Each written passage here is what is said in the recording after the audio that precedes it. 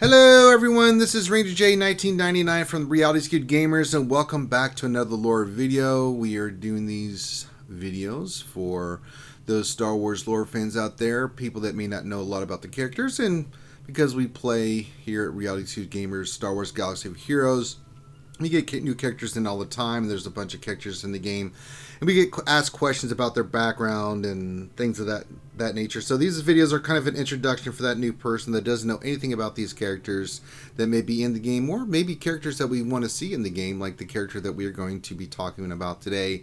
And there's a ton of mythos and legends for so many characters, but this is the new introduction to our lore series. Now, a caveat, some things before we get started of introducing the character and who we're going to cover, that sometimes he's covered the canon side, sometimes he's covered the legends side, sometimes both, and this side is totally legends, expanded universe for this character.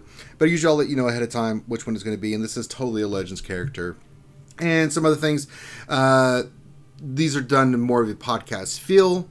It's me just having a conversation more than anything with you. Also, any images that you see on the screen that we use, if you as the content creator have a problem with us using that, then all you need to do is reach out to us and we will take care of that to change it if you want us to, or do whatever you need us to do. Also, I'm a human being. I'm going to make mistakes. I'm sure that if I do, you will let me know in the comments. Feel free to. Just make sure they're constructive. If I get anything wrong, I'm sure I will. Do this mainly from just some research in my memory of the characters, reading all the books and things of that nature. So if I do make a boo-boo, let me know. Just make sure it's constructive. If it's not, I'm just going to be an ass clown. Then I'll just delete your message and move on. I don't have time for it. That being said, let's get into today's character. And today we will be talking about one of my favorite characters that's not currently in the game, that's not canon, but boy, oh boy, should she ever. My favorite redhead in yours, Mara Jade Skywalker. Originally Mara Jade, but eventually becomes Mara Jade Skywalker, and we'll explain that here. Ooh, the plot thickens. So let's talk about just describing who Mara Jade was. You can kind of see from the picture, but she was a human woman. I did not have a place of birth, but she roughly stood 1.6 meters or 5'3", 5'4", in U.S. measurements.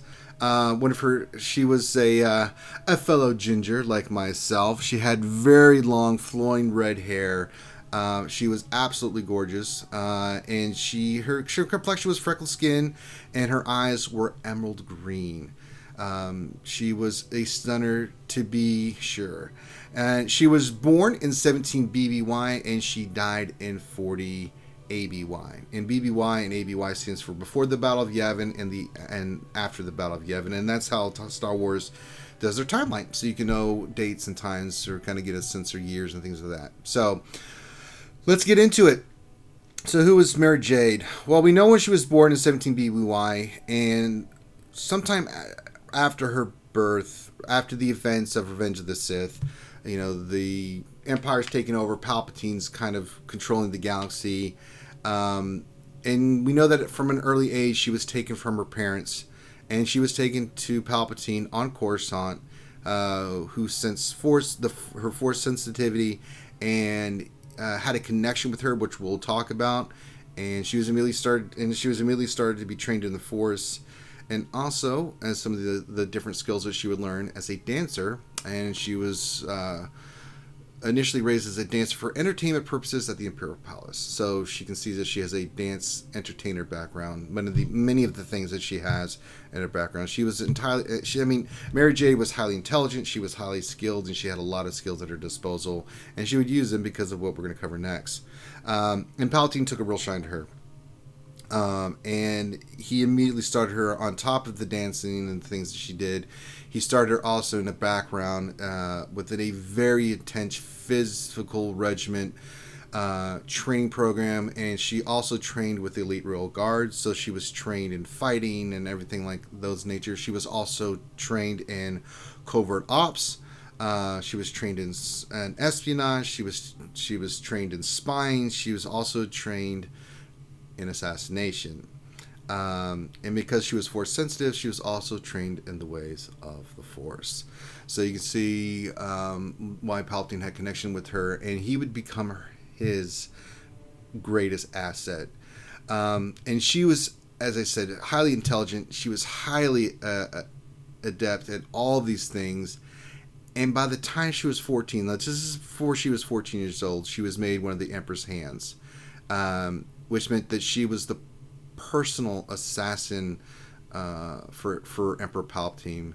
And how does she get this? Well, her final test was to break in, out of all places, Grand Moff Tarkin's quarters.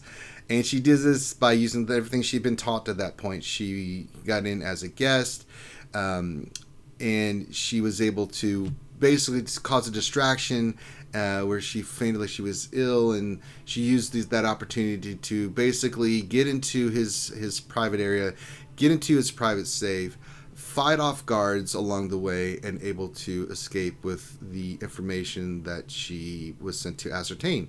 And she did this so well against, of all people, Grand Moff Tarkin, that both Lord Vader and the Emperor were super impressed, and she was immediately made a hand at this time.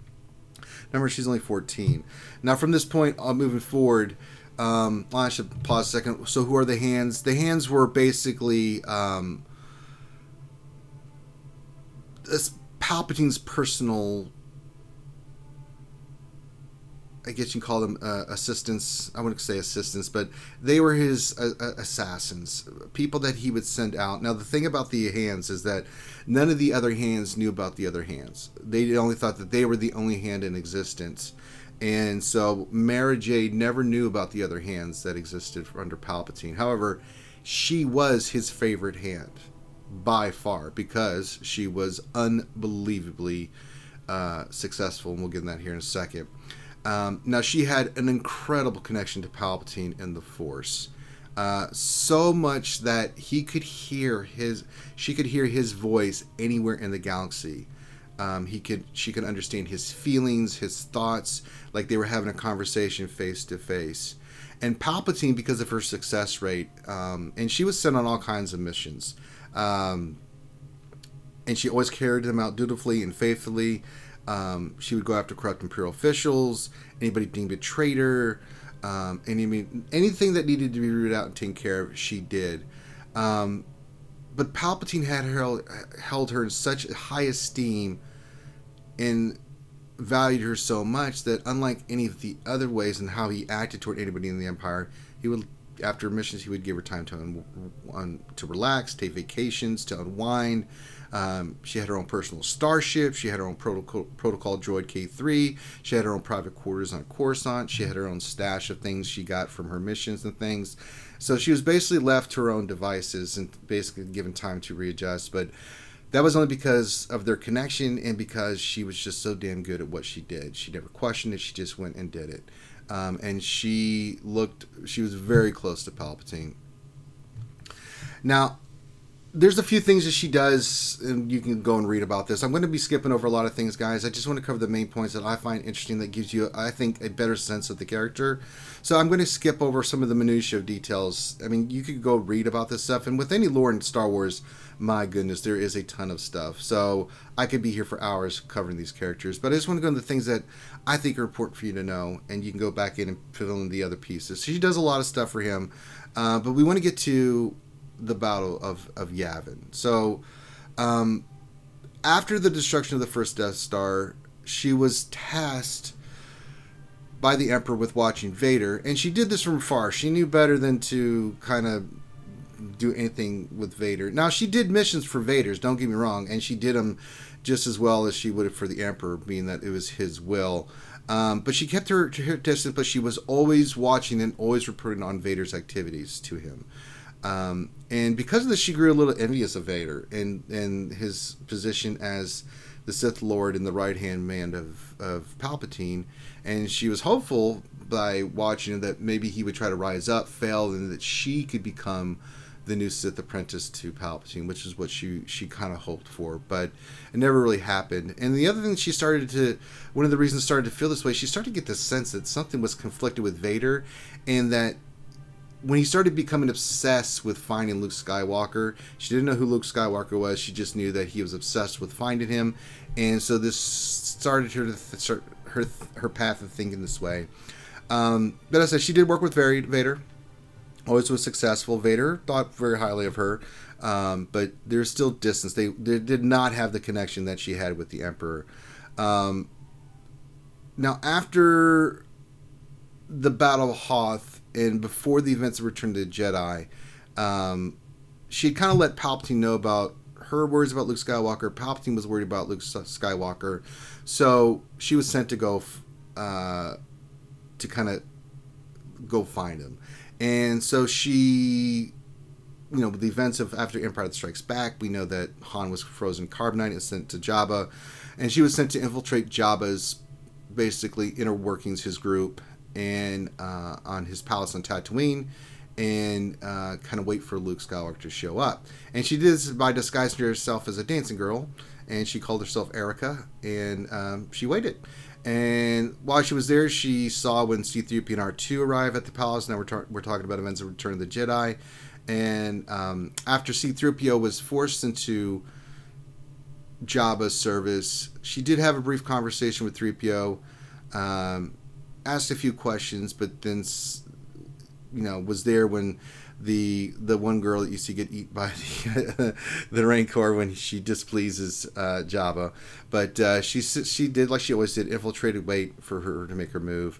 It was during this time that one of Jabba's security personnel kind of was suspicious of her, and in doing so, when they felt that she was there to assassinate Jabba, and attempted to arrest her and imprison her. She basically turned the tables and was able to cause this person to shoot one of Jabba's Gamorrean guards. She fled. And she was able to use the Force to basically get away. And she was in the tunnels escaping when the events happen with Luke Skywalker when he kills the Rancor. And so she was able to get out, and then she goes back to Jabba, explains the situation. He still doesn't trust her, and so she's not on the barge when the events happen with Jabba and the barge and the Sarlacc pit. So she was sent away and dismissed from his service after that. Now after that, the Emperor wasn't too pleased about that Luke got away. She wasn't able to find out more information, what the rebels were up to, things of that nature. So she was sent on another mission to the planet Severin to kill Dequec. It's hard to say, and I'm not the best at pronunciation, but Dequuc. And he was trying to get the Black Sun involved in some things, and she was sent there basically to get rid of him, and she did. And during this time, but she was successful in the assassination attempt, but she was suspicious of it. She felt it was too easy, and so she started doing some investigating. And it was just at that moment when she links to Palpatine to tell him her suspicions, that she wants to investigate further and look into this to complete her mission. She's given a vision of the events that happened in Return of the Jedi, where Luke and Vader, and then seeing Palpatine get thrown over the side and killed. And the last command the Emperor gives her is, "You will kill Luke Skywalker." He commands her to do this and screams it into her brain. And the amount of the Force that's used in this basically almost drives Mara over the edge. She is so wrought with agony of loss and pain that it renders her unconscious. You got to think, her and Palpatine were very close. Palpatine had always been good to her. He had always treated her with respect, and she admired Palpatine and felt that, he could do no wrong. And she would learn later on that wasn't the case, but she viewed him like a father, and she treated her like a daughter. And so this happens, and she's knocked unconscious. We know what happens in Return of the Jedi. The second Death Star is destroyed, and then we move on from there. Now, again, some of this is a little canon, but now we start getting into a lot of legend stuff. So it gets into the books, things and comics, things that what happens. But after that, she's picked up by Imperial Intelligence Officer for Yazani Azard, and she was Asard was kind of a person of power in the intelligence base, and she was looking to try to make her play now that Palpatine was dead, and use Mara Jade to aid her in her rise for power. Of course, Mara Jade, being the incredible escape artist that she was able to escape, and she was able to get off the planet where she was and get to the planet Phaloris. And then she was just basically intended to lay low until she could raise funds to relocate. She found work as a waitress. And she did this for a while until she got back involved with the same people she'd been working against initially before all this happened. And she still wanted to go back and get the guy for what he had done. And she basically does that. She infiltrates like she does. She finds out where they're at. She goes in with her her blasters and some thermal detonators, and does her work. And there's a whole story about that you can get into with their. So yeah, and if you want to read that Dequeck's demise on that, you can read about that. But it was pretty cool. She's going through all this stuff, but she still goes and completes her final mission on that side to get rid of this guy, which was one thing Palpatine wanted. But she still had this nagging thing in her head that to kill Luke Skywalker. I mean, this was a hatred she had, and she vowed that she would fulfill her master's last wishes.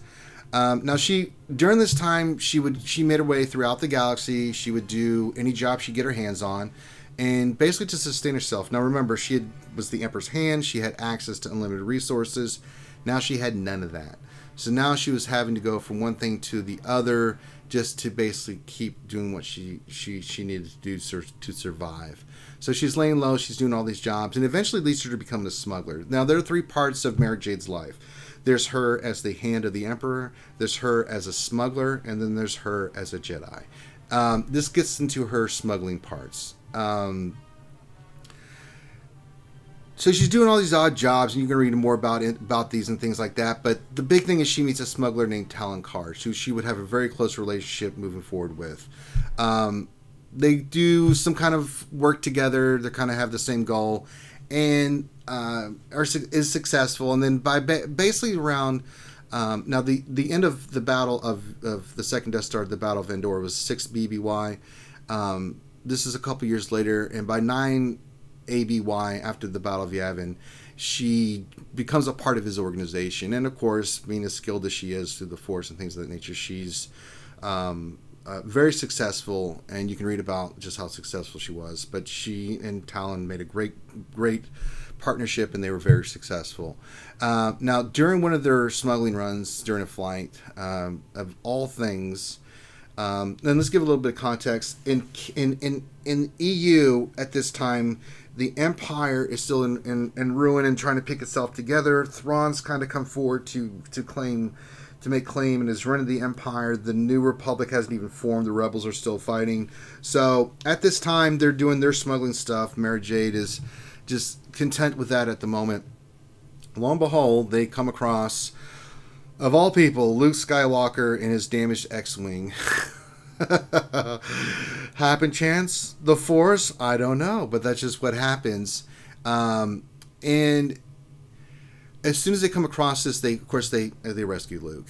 And Mara Jade wants to kill him immediately. Like, that is her goal in life. But Talon, who is the head of the organization, says no. He knows that there's a bounty that Grand Admiral Thrawn has placed on Luke, and he wants to try to collect on that. So they take them back to their base on Myrky, Myrky. And now that planet was known for the Ysalamir, or Ysalamiri. These are creatures that could block any Force abilities, and they actually used that to hold Luke in captivity. So Luke couldn't use the Force while he was doing that. Of course, Mara Jade couldn't either, but she had other skills. And they're going to keep him hidden. They're told they could contact Thrawn. Well, Thrawn just showed up because he had been dealing with Luke and wanted to find some of these creatures, so he'd come there anyway. So Card kept hidden away and didn't tell Thrawn about that. Well, Luke took this advantage to escape. He jumps in his ship. Mara Jade chases after them. They basically end up crashing in the jungle, and this is when we have this first interaction between Mara Jade and Luke. They're in this dangerous jungle with these creatures, and they have to escape. So Mara Jade lets Luke know that she plans on killing him, but the situation kind of calls for cooperation, so they're going to have to work and cooperate with one another to get through this. And they do. And basically it ends up through the storyline that they escape with the help of Han and Lando, who eventually show up to get to a city, and Card and Mara Jade escape, and they separate on their own ways. But because they didn't tell Thrawn about Luke, Card and his organization and Mara Jade are now wanted criminals for the Empire. Now, with the bounty on their heads, Thrawn, especially because of who Mara Jade was and knowing who she was, hunts them mercilessly. I mean, just relentlessly, just is merciless in chasing them. And it gets to the point that Mara Jade's like, okay, if I give myself up, then I can protect Card and the folks that she's been close to and working with in this organization. So she surrenders and agrees to become the Emperor's hand again for Thrawn if he'll leave Card alone. And of course Thrawn does this, but he double crosses her and basically finds out the location of where Card is and has him arrested, which pisses Mara Jade off to no avail. Now, at this point, she's about done with the Empire. She's had enough. You know, she's like, you're not the Emperor, and I'm sick of this garbage. So basically, because of this, she needs help. She's like, okay, I'm gonna go free my buddy, but who's she gonna turn to? Luke Skywalker, of course. So she goes and finds Luke, and Luke at the time was training under Jorah Saboth, and he's a part of the books that you can read, Heir to the Empire, things of that nature. And he's on the planet Jamark. He shows up, and Jorah is a crazy old Jedi, and he tries to knock her shit out of the sky. He's not successful. She lands. R2 even tries to stop her. She lets her know that, hey, Luke owes her. And she always liked to refer to him as Nerf Herder. Is the name she kind of, just to put him down, she would call him Nerf Herder a lot. You can see that in the books. But she's able to get to Luke. They have a conversation, and he agrees to help because Card had helped him with Han and Lando back when the previous events had taken place. So, and she had helped Luke get through the jungles and things of that nature. So she's like, yeah, you owe me one. Come help me with this. We'll call it even. And they do. She uses her knowledge of the Empire and her codes and everything that she needs. They're able to successfully free Card from his captivity. And now a lot of more stuff happens. But it gets to, while she was in captivity, she learns of the cloning facility that the Empire has. And she and Luke had visions of having to face Jorah again. Now, Jorah was just a crazy old Jedi, and there's more to than that. I'm not going to get into the whole aspect of that story, but basically their paths crossed again. So with Leia and a bunch of other rebels, they go to this planet where this cloning facility is.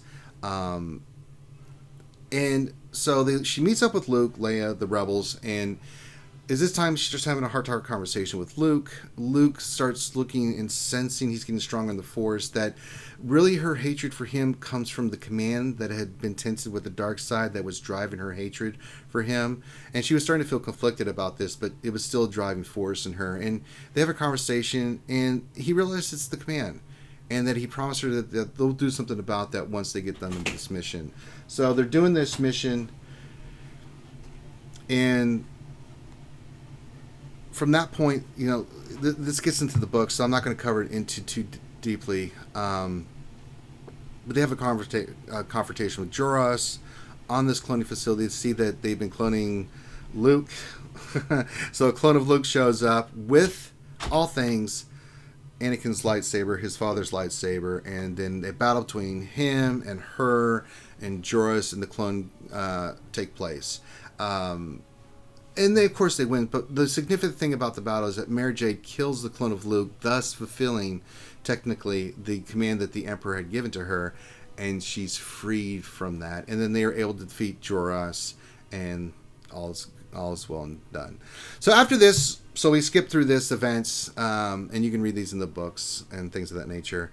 After this, Mara Jade's done with the Empire. She's done with the dark side, and she goes and becomes a student for Luke Skywalker's new Jedi Academy, and there she gets trained by Kal Katarn, and she doesn't stay at the Jedi Academy long. She starts working for the New Republic, and she starts doing things. Her and Kyle. One of the things that and this starts leading to some things. Her connection with Kyle was really important. There had been some Imperial stuff going on in Dromund Kaas, and Kyle had gone there himself to investigate that. And she was doing her own missions for the New Republic, where she was going around doing some stuff, and you can read about that, the things she does. But Kyle never comes back, and so she goes and looks for him. And then when she gets to Dromund Kaas, she does find him and finds that he has been totally enveloped into the dark side. And to try to save him, she doesn't fight him. She surrenders to him, unlights her lightsaber, and gives him a choice to kill her or join the light side. And Kyle does. He comes back to the light, and they would form their bond in an ancient ceremony where they would have this mutual bond of, of apprenticeship and things of that nature. But she does pull Kyle back to the light side. And, so this will start taking place between 9 BBY and 19 BBY. Also during this time, she eventually leaves the Jedi Academy, and we'll get to that aspect here in a little bit, why she has left the Jedi Academy. But she trains there for a little bit, but then she goes off and she's doing stuff for the New Republic. She's also gets heavily involved with the Smuggler Alliance with Lando. And during this time, she has a fling with Lando. Y'all may not know that, but Mara Jade had a little fun time with Lando. But it never went anywhere, and they both agreed it was mutually exclusive. They had fun, but that's all it was ever going to be. And they enjoyed each other's company, and they had respect for one another. And so she started that. So she's involved with the Smuggler Alliance. So there's a lot of stuff that happens during that time period. After the events of Kal Katarn, there's a bunch of other stuff, and there's books on this that you can read. But yeah, so we start getting to the events around 18 to 19 BBY, and we get to the events of Niran. And there's been some previous stuff leading up to this, but basically there's a facility there, Thrawn's old facility, deals with the Chiss. And basically she goes there to investigate. But while she's there, she snooping and pooping like she always does. She falls, she hits her head. Nobody hears from her. The person that was with her couldn't find her, so he goes back and reports, hey, I have lost contact with her. I don't know what's going on. This leads Luke to go and search for her. So Luke goes there, and he ends up finding her. Luckily, she was found by the locals there, who kept her safe. They took her weapons. They kept her ship safe, but the two of them, basically she'd just been kept there. Luke shows up, able to talk. The two of them talk to the locals and tell them about their mission and that they need to go do this. And so they get the aliens on their side, and then the aliens tell them they have to go into the caverns underneath, and there's going to be a long journey. And so they're like, okay, cool. So the two of them, with this journey there, a lot of stuff happens. While they're on their way there, they have conversations. Their feelings start showing for one another, and they start realizing that they have feelings for one another, and they settle some of their differences. Luke learns why she left the Jedi Academy, that she wanted him to give her more attention, and it didn't happen. So they hash some stuff out. Then they go to this complex. They do their thing. A lot of stuff happens. Luke's injured. She's injured. It leads to them, through combat, through everything that goes on, realizing their true feelings for one another, that they love each other. And after this, Luke, with the vision he had about this, of seeing her, her face in the water, hurt and laying, he's been hurt. He asked her to marry her, and of course she does. And so they both end up getting married in 19 BBY. So that's the significant thing of why Mara Jade is Mara Jade Skywalker. You gotta love that. So let's get into what happens next. So the big thing is that we have the Vush and Vong War. Not a very popular timeline. I'm not going to get into it. You need to read the whole series. It is a ton of books. Mara Jade is involved with this. She's involved with a lot of stuff. and you could just spend hours reading everything that goes on with her and the Vushun Vong. Now, the big thing is she's infected with a virus, and also she is pregnant. So she's pregnant, and she has this virus that she has to use the Force to hold down. On top of that, she's pregnant at the same time while the Vushun Vong invade. And if you don't know who the Vushun Vong were, they're an alien race that comes out of nowhere from the outer reaches, and they are a group of aliens that love battle and war, but their whole existence is not technologically based, it's bio based. So their weapons, their armor, their ships, everything they use is bioorganic. So when they fire, it's plasma from living creatures. When they use their staffs they use that can deflect lightsabers, they can block that. So a lot of that goes on. She's pregnant, and during this time she gives birth. The big thing is she gives birth to Ben, who they call Ben Skywalker, and in the birth of Ben Skywalker, she's freed from this disease. So you can see that there's a lot of stuff that goes on. So they go on and have their life and everything. The big thing that comes next is, again, eventually the Vushun War ends. There's a lot of tragedy on both sides.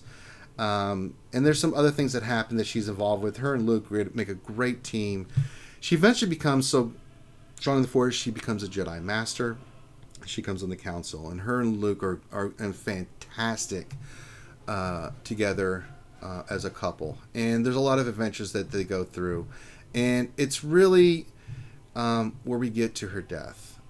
You can go back and read. There's a bunch of events that go on after the Vushun Vong, and there's a series of books that they have about her stories, individualized. But really, what happens is that at this time, Han and Leia had gotten married, and they'd had 3 children, 2 twins and a younger son. The 2 twins were Jaina and Jason, and the youngest one was Anakin. Now, Anakin Solo dies during the Vushun Vong War.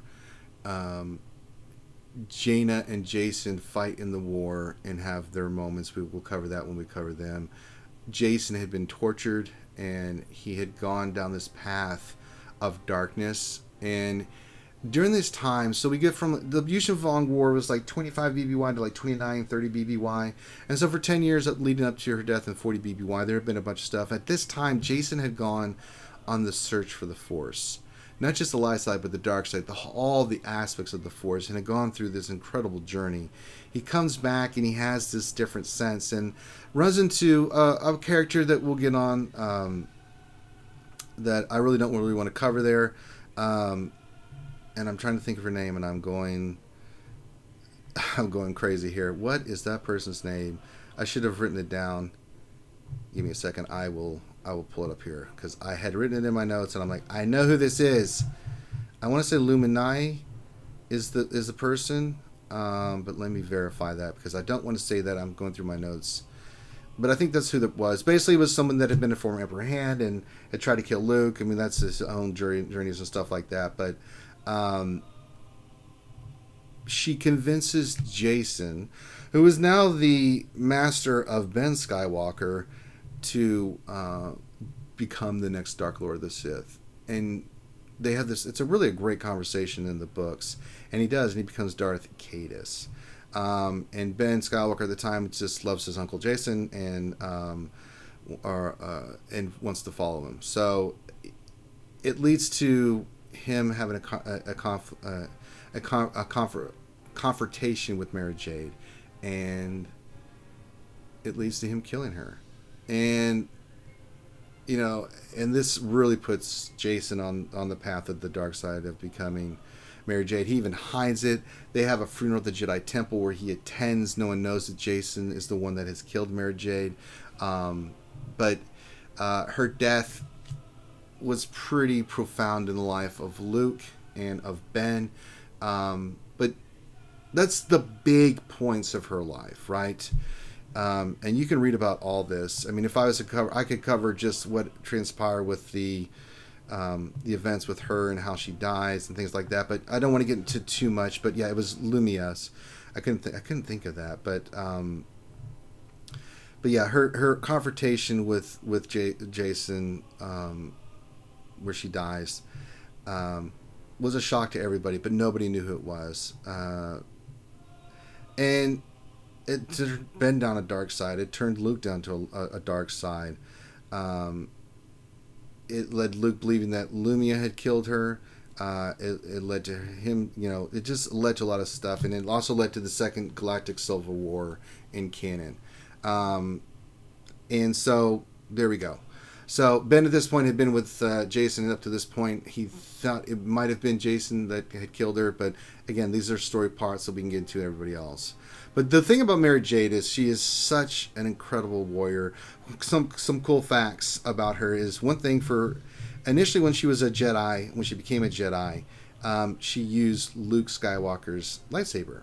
She would eventually develop her own lightsaber that she would build herself, and it would be a purple lightsaber. So not many people know that.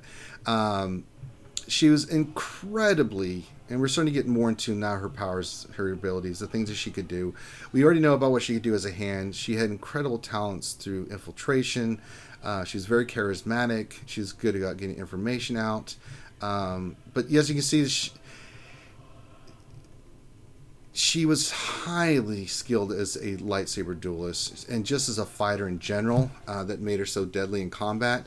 The only time that she was weakened for this was when she was pregnant with Ben and fighting the Vushin Vong, but she was still formidable. I mean, think about this. She's pregnant with Ben, fighting Vushin Vong, sick, and she's still holding her own. But she was exceptionally talented in the Force. She was exceptionally talented with lightsaber combat. And, I just think she's just incredible. Not one of the most powerful Force users. She was very much into being able to read people with the Force. She can manipulate with her skills. She had a great Force sense about her. She was able just to always... She was such a brilliant commander on the battlefield, too.